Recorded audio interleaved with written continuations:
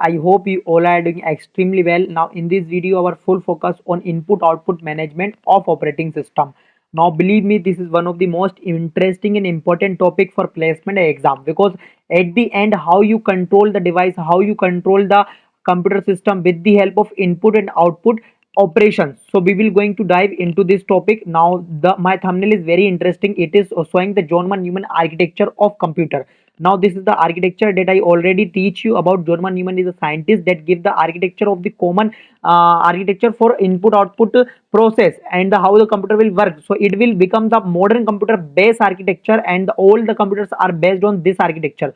So there is one input device, there is one output device. So there are lots of devices. In for input there are touch, there are ThinkPad, there are mouse, there are keyboard, there are camera. They are all are the input device. And output device, there are sound, there are speaker, there are monitors. They all are the output device. How they communicate with this internal hardware, so how they communicate exactly and showing the result with us. So we will going to dive into this topic with the help of this architecture. Now look at this. This is my thumbnail. Input and output device. There is one storage. I am talking about RAM, and the process with this is like the CPU unit. Okay, and they all are communicate with the communication protocols. So we will going to dive into this. Now the one of the most important thing for watching this video. This is the last video on operating system, because we already cover a lots of topic. What is OS, history about OS. Unit 1 is all about introduction of the basic functions of operating system. Unit 2 where we discuss the file management system in a very depth. Unit 3 is the process management. It is one of the most important and interesting chapter as I know. And in last video we study about memory management, and in this video finally we already study about most of the fundamental concepts of operating system. Now it's time to control the systems. So for controlling there is a unit for input output management. Now there is one doubt ki this video is going to well or not. So don't worry about anything. This video help you a lot for exams and placement as well, because for exams I will record my video according to this syllabus. Overview of the mass storage structure, disk scheduling, input output system, different input output operation, program control, interrupt drive and control, and the overview of the protection, security, and the issues of mechanism. So we will going to discuss everything in a very detailed manner. So let's start the video. I hope the intro is very helpful for you, and don't worry about the notes and the other videos. All the links are in the description box. Go and check out and try to join my Telegram and WhatsApp community as well, because it at the time of exam I'll share some most important question that have big probability common exam. So my dear friends, now there is one important thing to understanding the input output concept. There is one common thing, the common bus. Common bus is like the PCI, peripheral component interface. ठीक है, तो यहाँ पे एक जो PCI है उससे आपकी सारी चीज कनेक्टेड होती है, like your monitor, your USB drivers, disk, your disk controller, your CPU and your CPU. So ये एक कॉमन आर्किटेक्चर होता है जो कि आपको हेल्प करता है कि कैसे सारी चीजें आपस में कम्युनिकेट कर रही हैं, because they all are connected with the bus. ठीक है, पीसीआई बस होती है जिससे सारी चीजें कनेक्टेड होती है, इसकी वजह से वो कम्युनिकेट कर पा रही है आपस में. तो ये आपको इमेज बहुत हेल्प करेगी आगे ओवरव्यू लेने के लिए. अब पहला जो टॉपिक है वो है आपका किसका, मास स्टोरेज का. जब भी अपन स्टोरेज की बात करते हैं तो अपन एक डायग्राम दिमाग में लेके चलते हैं. वो डायग्राम होता है आपका छोटे से बड़े की ओर. तो वो मैंने लास्ट वीडियो में भी आपको बताया था. रजिस्टर्स, तीन तरह की कैचे मेमोरी होती है आपके पास. Cache memory L1, L2, L3, then your main memory like memory, RAM, and then your another memory like disk, SSD, HSD. तो ये पूरा एक पूरा जो हायरार्की एक नोट होता है, पूरा डायग्राम होता है, इसको दिमाग में लेके चलना. जब भी अपन मास स्टोरेज की बात कर रहे हैं तो मतलब कि अपन सारी की सारी स्टोरेज डिवाइसेस तो उनकी बात करें तो उनका ओवरव्यू किस तरह से रहता है, पूरा डायग्राम समझ लो. सबसे लास्ट में होते हैं रजिस्टर्स, जो बहुत ही स्मॉल इंफॉर्मेशन को, केबी में इंफॉर्मेशन को, बिट में इंफॉर्मेशन को स्टोर करते हैं. ठीक है, वो बहुत फास्टेस्ट होते हैं और बहुत छोटे, बहुत साइज में बहुत छोटे होते हैं. ठीक है, फिर आती है आपकी कैश मेमोरी. ये भी थोड़ी बहुत ज्यादा फास्ट होती है, बट थोड़ा इसका जो साइज होता है वो ज्यादा होता है, लाइक 64 KB टू 2.4 MB तक. ठीक है, रैम की बात करें तो यहाँ पे एग्जांपल हुआ 4 GB, 8 GB, 16 GB, और अभी नए कंप्यूटर्स में 48 GB तक की रैम आपको देखने को मिल जाती है. एसएसडी ये सेकेंडरी डिवाइस होते हैं, ये आपके डेटा को थोड़ा लॉन्ग टाइम के लिए स्टोर करते हो. यहाँ पे बात करें मेन मेमोरी की तो ये सिर्फ टेम्परेरी स्टोर करती है. जब भी आप पावर ऑफ करते हो तो आपका जो डेटा होता है वो इरेज हो जाता है, ताकि आप उसको और ज्यादा यूटिलाइज कर पाओ. ठीक है, अभी जो करंट में आप जितने भी एप्लीकेशन रन करते हो, सारे आपका उनका जो कोर कोड होता है वो आपकी रैम में रन होता है. ठीक है, अब टेप की बात करें तो ये अदर डिवाइसेस जिनका कैपेसिटी बहुत ज्यादा लार्ज होता है. आप जब बहुत सारे डाटा के साथ काम करते हो तो इस तरह का आप स्टोरेज का यूज करते हो. तो मास स्टोरेज के ऊपर ओवरव्यू के लिए एक स्ट्रक्चर जो होता है वो आपको पूछा जा सकता है एग्जाम में, इसलिए ये देना बताना जरूरी था. नाउ लेट डिस्कस की कौन कौन से एग्जाम्पल थे जो मैंने देखे अभी, को आप इमेजिन करो कि आप एडिटिंग कर रहे हो एक वीडियो की, जैसे कि मैं एडिटिंग करूंगा, तो जब मैं एडिटिंग करूंगा तो जो मेरा जो वीडियो होगा वो कहाँ पे लोड होगा, मेरे रैम में, because hold the current video frames, ठीक है। अब after completing when I exporting the video, so it will going to store on my ssd, store the video and the file for the fast access, and after all of this I will going to upload this video. This video is uploaded on the google cloud, where the youtube cloud, ठीक है, youtube storage पे, तो जो कि google cloud का है basically, तो वहां पे आपका डाटा जाके स्टोर हो जाएगा, मेरी वीडियो जाके स्टोर हो जाएगी, एंड देन आप सब उसको पब्लिकली सीन कर पाओगे। तो इस तरह से पूरा एग्जांपल है कि किस तरह से ये चीजें बहुत यूजफुल है रियल लाइफ में, RAM SSD to cloud storage का पूरा सफर आपका क्लियर हुआ। अब इंपोर्टेंस क्या होता है, इंपोर्टेंस के लिए आप यहाँ पे मैं जल्द आपको ये एग्जांपल शो करता हूँ।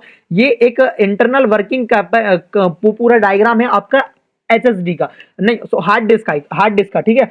हार्ड ड्राइव का पूरा इंटरनल वर्किंग कैपेसिटी होती है, जो कि हार्ड डिस्क आपको पता होगा एक मैग्नेटिक ट्यूब होती है जिसमें आप डेटा को स्टोर करते हो between north and south pole में 0 और 1 के कॉम्बिनेशन में। तो उसमें काफी सारे कंपोनेंट्स होते हैं। हार्डवेयर हार्ड डिस्क बेसिकली दिखता कैसे है, आई जस्ट शो यू। इस तरह से रहता है हार्ड डिस्क, ठीक है। इसका जो इंटरनल कंपोनेंट है, ये जो मैकेनिज्म है, इस मैकेनिज्म को अपन समझने वाले हैं अगेन, बिकॉज ये आपको बहुत हेल्प करेगा आगे आप किस तरह से चीजों को राइट कर रहे हो और अपडेट कर रहे हो, क्योंकि राइट और रीड बेसिकली आपके इनपुट आउटपुट ऑपरेशन ही होते हैं, ठीक है। तो ये जो आपका जो गोल गोल ट्रैक दिखता है उसको आप बोलते हो प्लेटर्स, ठीक है। उसमें जो लाइंस होती हैं, जो बिल्कुल कंपोनेंट में होती है, ये होते हैं आपके ट्रेकर्स, ठीक है। ट्रेक आप इनको बोलते हो। और उसमें जो डिवाइडेंस होता है उसको आप बोलते हो सेक्टर को आप सेगमेंट भी बोल सकते हो। आपका जो स्मॉलेस्ट यूनिट होता है इसका साइज होता है 2 KB। यदि आप 2 KB की बात कर रहे हो और आप यदि 512 प्लेटर्स आपकी हार्ड डिस्क में है, तो ये टोटल आपकी कितनी जीबी, ये आपका एक कैपेसिटी बनाती है, ठीक है। तो ये आपके आर्म्स होते हैं, आपके आर्म्स असेंबली होती है, आपकी स्पिंडल होती है, जिसके वजह से आपका ये रोटेट होकर डाटा को स्टोर करता है, और इस पूरे कैपेसिटर को बोलते हैं आप सिलेंडर। तो ये जो आपको बताना इंपॉर्टेंट इसलिए था बिकॉज आपको यहाँ पे पढ़ने हैं डिस्क शेड्यूलिंग एल्गोरिथम। तो ये जो आपकी डिस्क थी, इसमें डाटा को स्टोर करने के लिए, इसको डाटा को रीड करने के लिए, अपडेट करने के लिए बहुत सारे शेड्यूल एल्गोरिथम्स बनाए गए हैं, ठीक है। तो उन एल्गोरिथम को मैंने बहुत डिटेल में अपनी पुरानी वीडियोस में डिस्कस करा दिया था, बट इसमें छोटा सा एग्जांपल लेके चलते हैं जिसको अपन थोड़ा सा अच्छे समझ लें कौन सा एल्गोरिथम के पोर्स और कौन क्या क्या है। तो सबसे पहले आता है आपका फर्स्ट कम फर्स्ट सर्व वाला, जिसका मतलब है process request in order to receive. जो भी प्रोसेस फर्स्ट पे आती है उसको सबसे पहले रिसीव करना है और प्रोसेस करना है, बिकॉज यही आपका एक बेस्ट कॉमन एल्गोरिथम होता है जिसकी वजह से आप कंप्यूटर को बहुत इफिशिएंटली यूज कर पा रहे हो, ठीक है। नो मैटर कितनी प्रोसेस रन कर रही है, यदि मैं अभी माइक और रिकॉर्डिंग की प्रोसेस को कर रहा हूं तो मेन इंपोर्टेंस इन्हीं को मिलेगी, ठीक है। ये प्रोसेस मेरी अभी ऑफ नहीं हो सकती है। सिंपल एंड फेयर, जो कि आपको मैंने बता दिया, इन एफिशिएंट फॉर स्कैटरेट रिक्वेस्ट, ठीक है। जब बहुत सारी रिक्वेस्ट होती है तो ये वाला एल्गोरिथम काम नहीं करता। S scan, C scan, look, ये सारे जो एल्गोरिथम्स है जो बहुत सारे तरीके से यूजफुल है आपके कंप्यूटर को बहुत ही ऑप्टिमाइजली यूज करने के लिए। अब मैं इसको बहुत डिटेल में नहीं बता रहा हूँ बिकॉज मेरी प्रीवियस वीडियो मैंने इन सबको बहुत डिटेल में एक्सप्लेन किया है। You need to watch those video as well. Now input output system की बात करें तो ये पूरा एक कम्युनिकेशन, जो मैंने आपको बताया कि आपकी जो रैम होती है it is basically connected with your input device and your output device, ठीक है। And the input output commands they all are going, यहाँ पे एक छोटी सी मिस्टेक है, when the CPU take the data from memory and output the data, so it comes in the term of information, ठीक है। तो यहाँ पे आप इंफॉर्मेशन को राइट कर लेना, नॉट द डाटा। नाउ तो यहाँ पे इनपुट आउटपुट के कुछ कॉमन ऑपरेशंस है। सबसे पहले आपके प्रोग्राम कंट्रोल के लिए कौन कौन से इनपुट ऑपरेशन होते हैं। तो एग्जांपल के लिए आप basic printer where the CPU must pull continuously to check the readiness, ठीक है, रीडनेस। तो डायग्राम के लिए CPU and the device direct communication, ठीक है। ये आपका एग्जांपल हुआ प्रोग्राम को कंट्रोल करने के लिए, जहां पे अपने प्रिंटर से यदि आप किसी चीज को प्रिंट कर रहे हो तो सीपीयू से डायरेक्टली कंटिन्यूअसली वहां पे क्या होता है, आपके जो इनपुट आउटपुट ऑपरेशन है तो कंटिन्यूअसली होते हैं, बिकॉज वहां पे रीडिंग करना is like a most important task for your computer. Now interrupt device drive and input output, example के लिए keyboard input, the system wait for the key and press the signal. तो ये हो गया आपका इंटरप्ट ड्राइवन, जो कि आप कीबोर्ड इसका एग्जांपल हुआ। करंट इनपुट आउटपुट का मतलब है downloading the files from watching while watching a video, CPU multiple device simultaneously, ये उसका एग्जांपल हो गया। ब्लॉक एंड नॉन ब्लॉकिंग का मतलब क्या हुआ, ब्लॉकिंग एग्जांपल का मतलब हो गया waiting for a file upload to finish. ये एग्जांपल हुआ जब मैं यूट्यूब पे जाके इस फाइल को अपलोड करूंगा तो वहां पे काफी सारी प्रोसेस मेरी ब्लॉक होंगी, क्योंकि मेरी मेन प्रोसेस रन हो रही होगी, जो कि प्रोसेस का नाम है अपलोड प्रोसेस, ठीक है। नॉन ब्लॉकिंग एग्जांपल मतलब upload runs in the background. अभी यहाँ पे काफी सारी अनब्लॉक प्रोसेस भी हो रही है, लाइक यहाँ पे मैं रिकॉर्डिंग भी कर रहा हूँ, ऑडियो भी सेव कर रहा हूँ, या ड्राइंग भी कर रहा हूँ, इस चीज को विजुलाइज भी कर रहा हूँ, तो वो सारी अनब्लॉक प्रोसेस में भी आती है। एक टेबल होता है सिंक्रोनाइज और अनसिंक्रोनाइज का मतलब होता है यहाँ पे at the process execute at the same time and the process execute not at the same time. तो बिहेवियर की बात करें, process is waiting, process continuous execution. यहाँ पे यूज केस की बात करें, critical system, real time, multimedia. Performance की बात करें तो लोअर, इसका होता है हायर, बिकॉज यहाँ पे process is not executed at the same time, ठीक है। तो यहाँ पे इनपुट आउटपुट बफरिंग, बफरिंग का सिंपल सा मतलब है कि जब भी आप काफी सारी प्रोसेस को रन करते हो तो आपका जो होल्डिंग टाइम होता है आपकी मेमोरी के अंदर, उसी को आप बोलते हो बफरिंग टाइम। तो इनपुट आउटपुट है, आपका काफी सारी प्रोसेस रन हो रही है, वहां पे कई सारे बफर्स हो सकते हैं, सिंगल बफर, डबल बफर। तो वहां पे ऑपरेटिंग सिस्टम मैनेज करता है आपकी बफर को। Buffer means basically holding the process for temporary, ठीक है, and then after holding it can move to the consumers. तो यहाँ पे आपके एग्जांपल हुए single process and double process. Single process के अंदर क्या होता है कि आपका जो बफर होता है वो सिर्फ एक ही बार होता है, और बफर डबल बफर का मतलब है दो बार बफर होता है, मतलब डबल टाइम उस प्रोसेस को आप होल्ड करते हो, ठीक है।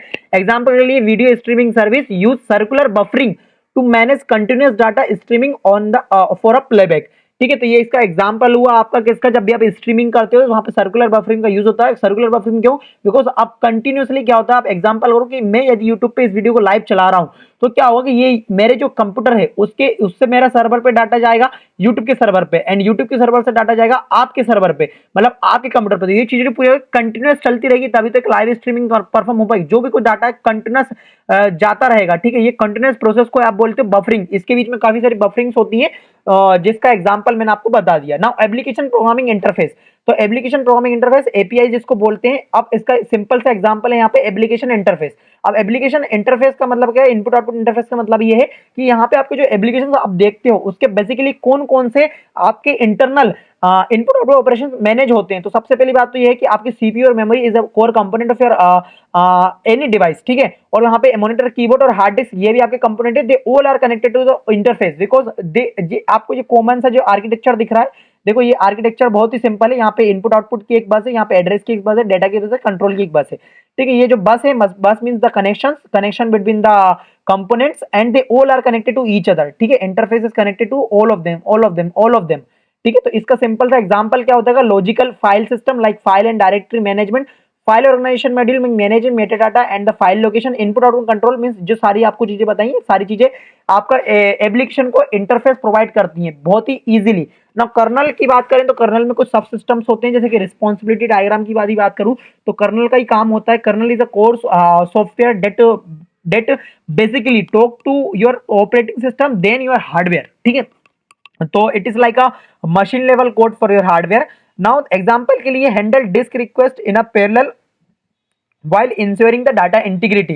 तो यहाँ पे डिस्क से आप क्या होता है, जब मल्टीपल, आपने मेमोरी मैनेजमेंट मेरे साथ पढ़ा है, अपन मेमोरी मैनेजमेंट क्यों पढ़ते हैं, ताकि अपन डिस्क को बहुत अच्छे से यूटिलाइज कर पाए। तो जब भी आप पैरेलल चीजों को रिक्वेस्ट करते हो आपकी डिस्क के ऊपर, तो वहां पे डेटा की इंटीग्रिटी का होना बहुत ही इंपॉर्टेंट है। आप डेटा इंटीग्रिटी का मतलब है डेटा एक्यूरेट हो और कंसिस्टेंट हो, ठीक है। अब यहाँ पे एग्जांपल के लिए यहाँ पे दिया है, आपको शेड्यूलर का यूज करना पड़ेगा, बफरिंग का यूज करना पड़ेगा, स्पॉइलिंग, एरर डिटेक्शन बहुत सारे होते हैं, डिवाइस ड्राइवर्स का यूज करके you basically talk to internally your hardware, ठीक है। तो ये सारा जो होगा आपका कर्नल इनपुट आउटपुट के लिए ये सारे चीजें फॉलो होती है। अब प्रोटेक्शन सिक्योरिटी की बात करें तो यहाँ पे मैकेनिज्म है एक्सेस कंट्रोल लिस्ट, एएलआई का एग्जांपल है फाइल परमिशन सेटिंग्स, जहां पे आपके परमिशन दे सकते हो। जैसे कि मैं अब इस नोट को आपके साथ शेयर करूंगा तो मैं वहां पे आपको परमिशन दूंगा ओनली व्यू का, only you view this note because it is very important कि everyone see this data exact same manner. तो यहाँ पे मैंने इंप्रूव करा डेटा इंटीग्रिटी, मेरा डेटा चेंज नहीं होगा, सब कोई इसी डाटा को सेम लेवल पे देख सकते हैं। डायग्राम के लिए यहाँ पे दे सकता है read write from user read only example. यहाँ पे एग्जांपल के लिए यहाँ पे देखो रीड ओनली का ऑप्शन आएगा, जब मैं कॉपी टू नोट लिंक करूंगा तो व्यू ओनली का ऑप्शन आएगा, जो कि मैं आपको दे सकता हूँ, ठीक है। तो यहाँ से मेरे डेटा की इंटीग्रिटी करी, डेटा को मैंने प्रोटेक्ट करा, ठीक है। और उस प्रोटेक्शन को अपन मैकेनिज्म को बोलते हैं एक्सेस कंट्रोल लिस्ट, ठीक है।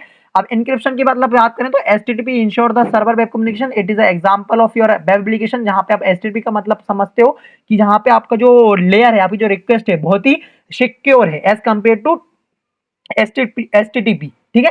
अब यहाँ पे फायरवॉल्स का मतलब क्या है, filter incoming and outcoming network traffic. ये आपके इंटरनल फायरवॉल्स होती हैं जो कि आपके नेटवर्क को प्रोसेस करती हैं, नेटवर्क को सिक्योर करती हैं। एक दूसरे जो भी आपके, आप थिंक करो, आप कंप्यूटर में इतनी सारी चीजें करते हो, यहाँ पे अलग अलग कंपनीज अलग अलग सॉफ्टवेयर लाई करते हैं। If they are going to communicate to each other, so this is basically not good for your privacy. तो यहाँ पे फायरवॉल्स का सिस्टम यूज होता है फॉर कंट्रोलिंग योर नेटवर्क। अब यहाँ पे स्पेशलाइज बात करें किसी भी ऑपरेटिंग सिस्टम की, तो बहुत ही सिंपल स्पेशलाइजेशन है। आज के जो प्रोसेस है वो मल्टी प्रोसेसर ऑपरेटिंग सिस्टम हो चुके हैं, because data centres using the multiple CPU for distributing the computing. यदि डाटा सेंटर की बात करें तो वहाँ पे बहुत सारे सीपीयू का यूज होता है, बिकॉज वहाँ पे कम्युनिकेशन और वहाँ पे ट्रांसफर, वहाँ पे प्रोसेस बहुत ही बड़े पैमाने पे होती है। रियल टाइम ओएस, जिसका अपन नाम रखते हैं आरटीओएस भी, जिसका सिंपल सा एग्जांपल है हार्ड एंड सॉफ्ट, इधर वीडियो स्ट्रीमिंग एप्लीकेशन के लिए, उधर पे फेस मेकर्स के लिए। मोबाइल एप्लीकेशन ऑपरेटिंग सिस्टम की बात करें अपन, तो example features like touch support, जो कि आपको मोबाइल में मिलता है, आजकल लैपटॉप में भी आता है। पावर एफिशिएंसी का मतलब है कि mobile as compare to laptop, mobile batteries are very long to running, because आप उनको कम यूज करते हो और बहुत ही अच्छे तरीके से वो यूटिलाइज होती हैं। और यहाँ पे वर्चुअलाइजेशन का कॉन्सेप्ट है, यहाँ पे टाइप और फुल टाइप से यहाँ पे फुल वर्चुअलाइजेशन और पेरा वर्चुअलाइजेशन। तो यहाँ पे मैंने अपने नोट के अंदर एक लिंक दे रखी है, जो कि मैंने यहाँ से जाके इसको रीड किया था, ठीक है। इस नोट को आप एक्सेस कर सकते हो। ये बेसिकली एक लिंक है जो कि आपको एक ब्लॉग पे लेके जाएगी, जहाँ पे आपको ये दोनों कॉन्सेप्ट बहुत ही डिटेल में कवर हो जाएंगे। तो फुल वर्चुअलाइजेशन का मतलब क्या है, virtualise machine mimic real hardware. और पेरा वर्चुअलाइजेशन का मतलब है हाइपर वाइसर प्रोवाइड्स अन ऑप्टिमाइज इंटरफेस। यहाँ पे बेनिफिट्स हैं इन दोनों के, resource sharing, isolation and testing. Benefits का यहाँ पे समझ लो, ये तो फीचर्स हो गए। Maximise the hardware utilisation, enhance security and simplifies the environment setup. तो ये जो सारी मैंने आपको चीजें बढ़ाई, this is basically related to your this syllabus.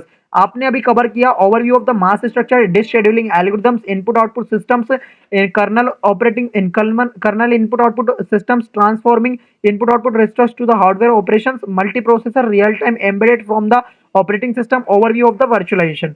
So all of these are going to very important for your placement. For placement, I am definitely sure this is the thing, like blocking and non-blocking operations are the very important asking question for your campus drive, and transfer input output request to the hardware operations. So they all are important for your exam and campus as well. So I hope the video is going to very helpful for you. If you have any doubt, if you have any query, so put comment. I will try my best to explain you everything in a detailed manner. And please try to watch my recent videos, because they help you a lot for gaining the good marks, good understanding about the operating system. I only request you for completing at the last, and definitely you're going to thank to me. And thank you everyone for coming me at the last of the video. मिलते हैं किसी next video में।